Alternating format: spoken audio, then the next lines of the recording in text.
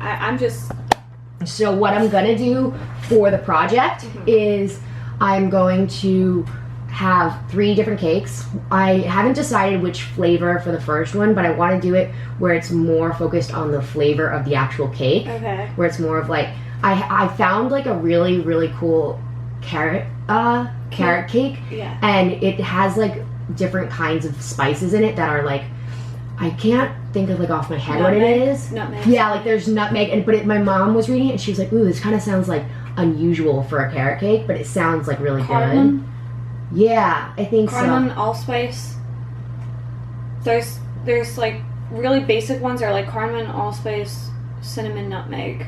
I think it was the cardamom and the allspice. Yeah, because those are usual. You would normally sit like in something like, I guess like a pumpkin cake, a pumpkin spice cake, but you wouldn't think about a carrot cake receiving those things. Carrot cake more or less has a lot of carrot in there, a little bit of cinnamon, usually baking soda, baking powder. Like when I was working at Roots, we had a carrot cake, and the carrot cake consisted of basically shredded carrots. It had flour, baking soda, baking powder,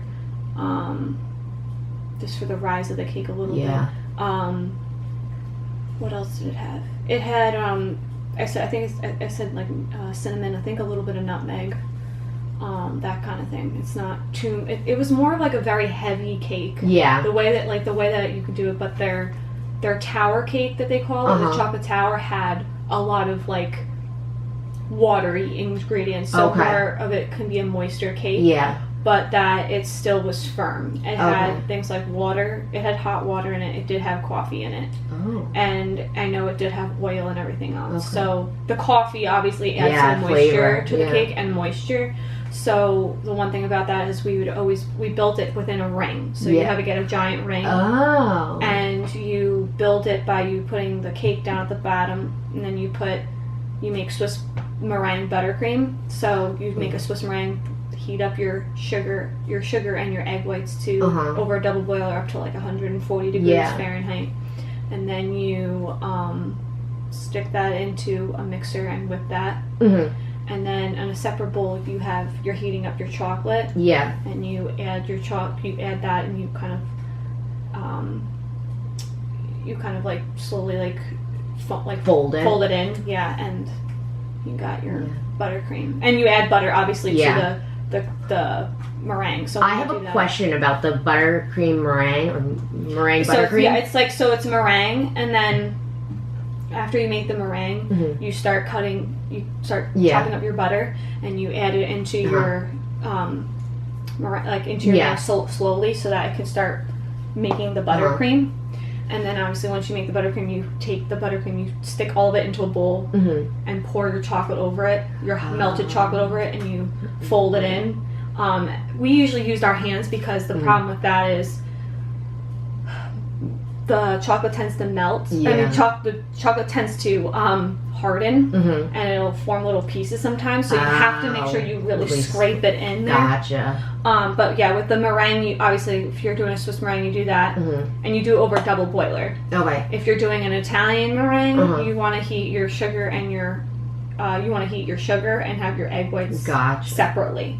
With a Swiss meringue, you're heating both the sugar and the egg whites together over a double boiler. Okay. That makes the difference between that and that. Gotcha. Because your egg whites are already in the bowl, in your KitchenAid bowl. Gotcha. And you're heating your sugar up to about 245 degrees, 240 degrees, softball stage. Yeah. And then you slowly, once it gets to that point, when it starts heating up, you want to start whipping your egg whites so it's foaming a little bit. And then slowly pour your sugar in, and it'll start to foam, and then obviously wait till it starts cooling down. Yeah. When it cools down, like no more, like the bowl does not feel hot. Yeah. It feels like, body temperature wise. Then you can start, maybe even a little less, because your body temperature is about 98.7 degrees. So you want to go a little bit lower than that. You don't want your butter to melt in, otherwise you don't have a white buttercream. Okay. Obviously, if you're not coloring it, then clearly you want it white as white can be. Yeah. Once you do that, the yellowness comes into it, and it's not good. So you want the bowl to be quite cooled down. Okay. And then you start have your butter chopped up. and just start feeding it to the machine slowly and slowly and slowly. It'll start to look like it's separating, but you have to give it a chance because it'll whip up with the paddle attachment. Gotcha. And it'll come back together. Okay. Do you like that better than regular buttercream? Like, what do you... Because I've read, like, when I was doing research on different websites, one thing that I read, like, one was that it's a lot easier to, when you're working with fondant, to use a meringue buttercream, like, underneath the fondant, rather than just plain buttercream. It really depends. I guess through research, yes. But I found it... I find no matter like what you do, you want to have it so that way the cake is cold. Okay. So what helps that is that when you're dirty icing or you're icing your cake, that your cake is cold enough and firm enough so that way when you do ice it, you can just easily take I would use a bench scraper. Yeah. Some people think that's weird, but you want to make it as smooth as possible. That's the one that's like long. Yeah, yes. Okay, I have that. You use a bench scraper and you kind of pull it all when you're doing when you're using like the turntable. Yeah, I have one. Okay, you want to like do that with it and obviously go around. Yeah. So it makes it smooth as possible. If you're doing with that, if you want it to be like fully iced, so it has an even coating, and not just do not do a dirty ice, but you want to do a full ice. Do that and then put it obviously like. I would put it again in the freezer just to freeze it up again, and then put your fondant over it. So you put the cake in the freezer? I've learned that through watching this. Uniced, and then you ice it, and then you put it back in the freezer? Yeah. Okay. Because you want it to be as firm as possible so you can rub it off. Oh, because I knew that you had to do Otherwise, the layers tend to move. Because I knew you do it after you iced it, but I didn't know you do it before you ice it. That makes sense. Well, I found online, or not really online, but I found a woman who said that she froze her layers. But not even just that, through working at ShopRite. All of our cake is pretty much it's frozen.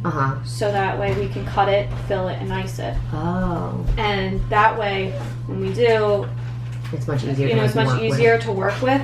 But over time, within 10 minutes, that cake usually it's back to room temperature consistency. Gotcha. But if you have it all, when you're cutting it, it's really soft and it's practically at room temperature. Fall apart. It tends to want to break easily. Okay. Oh, what a great idea! So you want to have it frozen because that's the way it is. And plus, most places they tend to do that. Even when I went to, I had an interview with Rutgers.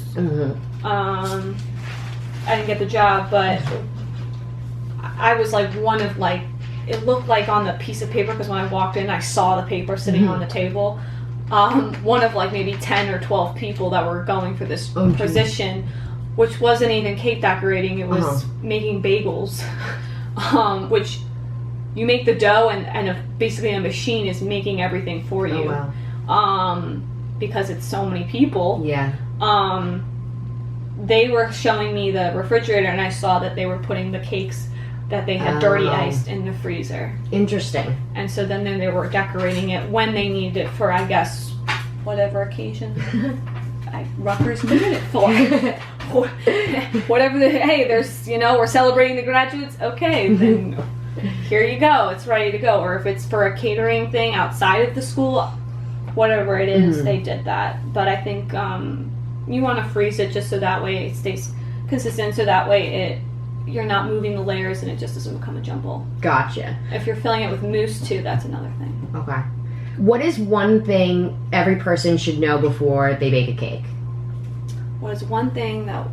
I'm sorry, I said the question and I'm being interviewed. Yeah, so what is one thing every person should know before baking a cake? I mean, it's a very broad question, but if there's one thing you would suggest to me, that's very important, whether that's decorating or baking or one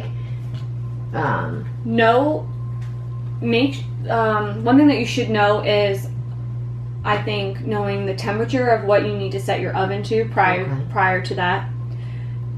Know what are your ingredients within your cake, because if you want a cake to be as moist as possible, the more wet ingredients you have, the more moist the cake will be. The more drier ingredients you have, if if your cake starts out as a creaming method, which is taking butter and sugar, putting it into a KitchenAid mixer and using a paddle attachment, that's when usually with the start of the creaming method and there's not too much watered down ingredients, it's like, you know, maybe a quarter of a cup of milk or whatever, the cake tends to be a little less moist and a little more dry. It seems more crumbly, if you know what I mean. So it's more crumbly texture and less of like a more moist texture.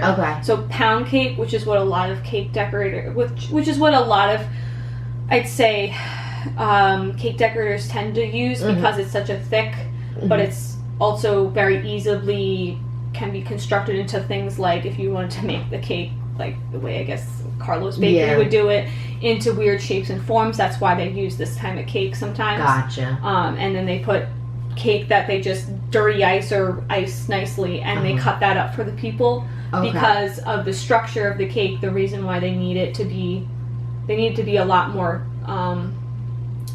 They need to be more of a dense cake for the reason of the fact that they don't want the cake falling apart. If it's a too moist of a cake, it's gonna collapse. It's gonna be like, as you're trying to put it all together, it's not gonna easily be stable.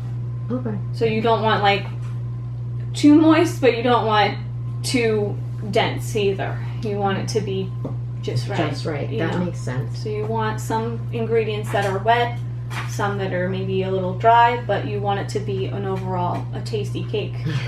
So, do you have any suggestions for me when it comes to working with fondant?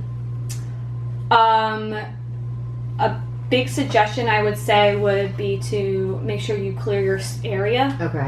And have an open area, and then when you're rolling your fondant, obviously you're gonna have to push.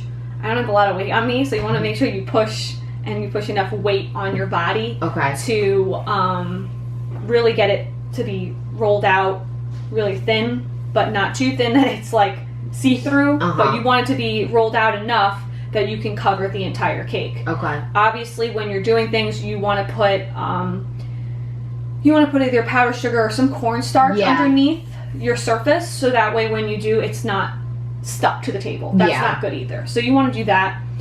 But make sure you have a nice wide enough space, countertop wise, and everything is out of the way, so that way you can focus on this and make it as large as possible for the size of cake that you need.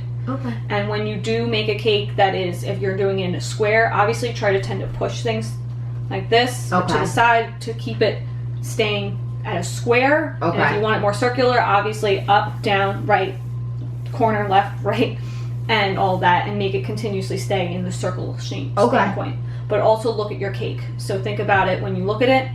Okay, if my cake's this small, don't have something this big. If your cake is this big, don't have it this small. You want it to be big enough that it's going to cover your cake. And I mean when you have your fondant roller, which I have a pretty large one, I tend to go and I roll it up, and then I take it and I pour it over the cake like that. And then you want to make sure that you really get it all around the sides. You get it nice and like put around it like that. And then you want to cut around it. Cut like a lot of the excess off. And then when you want to get to the nitty gritty excess, obviously fix a little bit of the sides of it. And then make it like that. And then the best way to cover up any little errors that you have on the bottom. And what every cake decorator tends to do is you always want to have a border of some sort. Whether that's piped or whether that be like a little strip that you put around the cake. Whether that even be a ribbon. If you want to take cut ribbon and you want to cut it and you want to put a ribbon, do that too. But you want to make it as neat as possible, so that way you don't see any little cracks or errors. Oh, I like that. What is the best part of being a pastry chef? That you get to be really creative. That you can use your mind and you get to